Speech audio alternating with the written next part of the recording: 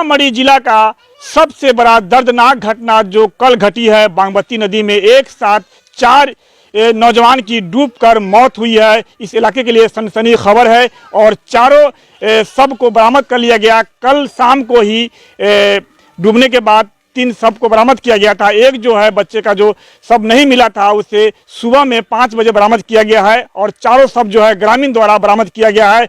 मैं बताना चाहता हूं कि जिन परिवार में घटना घटी है वो यही मोहल्ला है 10 नंबर वार्ड। ये गरीब का ये घर है, देखेंगे मरई का घर है और निहायत ही गरीब है और लोग बता रहे हैं काफ़ी गरीब परिवार के हैं। लोगों द्वारा मदद की जाती है तो उनका घर परिवार चलता है। बड़ी उम्मीद थी उनके लड़के से, लेकिन वो उनकी उम्मीद जो है वो बागमती नदी में डूब गई। बागमती नदी में बच्चे के साथ साथ उम्मीदें भी डूब गई।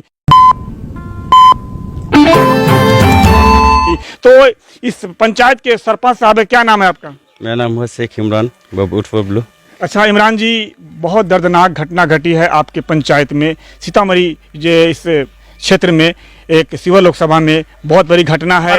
एक साथ 4 की डूबकर मौत हुई है और बड़ी मेहनत कर रहे थे आप और अभी तक मेहनत कर रहे हैं। तो इसमें सफलता, प्रशासनिक जो मदद होती है उसको लेकर क्या कुछ कहेंगे, कहाँ तक सफलता मिली है? जी, हमें जब 12 बजे मालूम हुआ कि 4 बच्चा नदी में डूब गया है, उसके बाद हम अटेंडम पहुँचने के बाद नाव का सहारा लेकर के जिसमें 3 शव को निकाले हम लोगों ने। उसके बाद प्रशासन से भी हमें बहुत हेल्प मिला। उसके बाद हमारे माननीय सीओ साहब को भी कॉल हुआ, सीओ साहब भी पहुँचे, बरगनिया प्रभारी भी पहुँचे। सभी से हमको बहुत, जहाँ तक के लगा कि हमको लगा ही नहीं कि हमको कहीं से मदद न मिलेगा, लेकिन हर जगह से मदद मिलते हुए आया है। और बहुत मैं प्रभारी का भी सराहनीय देता हूँ। मेरी माननीय सांसद लवली आनंद जी को भी पता चला, उनका भी फ़ोन आने लगा और उनके द्वारा भी बहुत ही हम लोगों को उनके द्वारा फिर माननीय मुख्यमंत्री द्वारा तक वहाँ तक भी बात कही गई, जिनका मुख्यमंत्री का भी ट्वीट आया, माननीय मुख्यमंत्री जी का भी ट्वीट हुआ। पहली घटना है जो बिहार के मुख्यमंत्री नीतीश कुमार जी के द्वारा इस क्षेत्र में घटना घटी और ट्वीट आता है, सोच किया जाता है नीतीश कुमार जी के द्वारा कि बहुत दर्दनाक घटना है और डूबने वाले के लिए 4 लाख रुपया उनके परिवार के लिए घोषणा की गई है। तो इसमें आपको प्राप्त करने में कहाँ कुछ समस्या तो नहीं हो रही है? नहीं, अभी तक तो मुझे कोई समस्या नहीं हुआ है। जहाँ तक हम देखें मेरे सीओ साहब भी एक्टिव हैं और हमारे सीओ साहब भी हमें जहाँ तक जरूरत पड़ रहा है बुला रहे हैं, बुला करके कागज़ पर प्रक्रिया भी कर रहे हैं और किसी तरह का हमको नहीं लग रहा कि प्रॉब्लम होगा। नहीं होगा। अच्छा, एक जो है जो यहाँ ससुराल में आए थे और उनका साला के भी मौत हुआ है, उनकी भी मौत हुई है। इन 4 नौजवान थे। मुझे यहाँ के छानबीन करने में पता चला कि चारों में से किसी को भी तैरने नहीं आता था और नदी पर चले गए और मौत हो गई।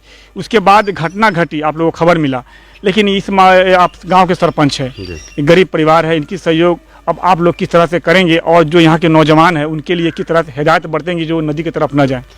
देखिए, हम तो हर गार्जियन को यही कहना चाहेंगे कि कम से कम अपने बच्चे पर तंबीह करे कि मेरा बच्चा कहाँ जा रहा है। और कम से कम 12 साल का जो बच्चा है, 12 से 22 साल, वो बच्चे को अगर गार्जियन कंट्रोल कर लेता है तो समझिए उसका बच्चा आगे विकास करेगा। प्रत्येक गार्जियन को जब 12 साल का उसका बच्चा हो जाए तो वो अपने आप को, बच्चा को स्टिक करे, वो दूसरे का सहारा ना दे कि दूसरे का बच्चा क्या कर रहा है।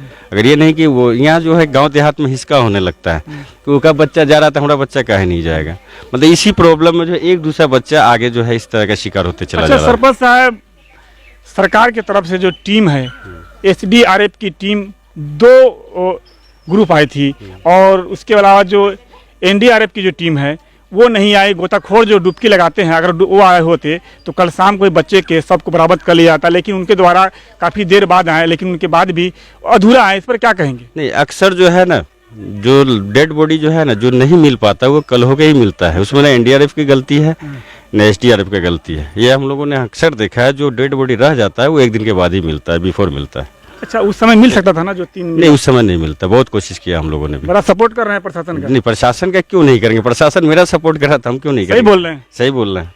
तो हमको कहीं दिक्कतें नहीं हो रहा था, हम प्रशासन का सपोर्ट क्यों नहीं करेंगे? तो सरपंच साहब है, सही कह रहे हैं कि एक जो बॉडी जो है वो अगर गायब हो जाए तो वो जल्दी नहीं मिलती है, लेकिन जिस तरह से ग्रामीण जो तैराक हैं उनके द्वारा 3 बॉडी को धराधर प्राप्त किया गया।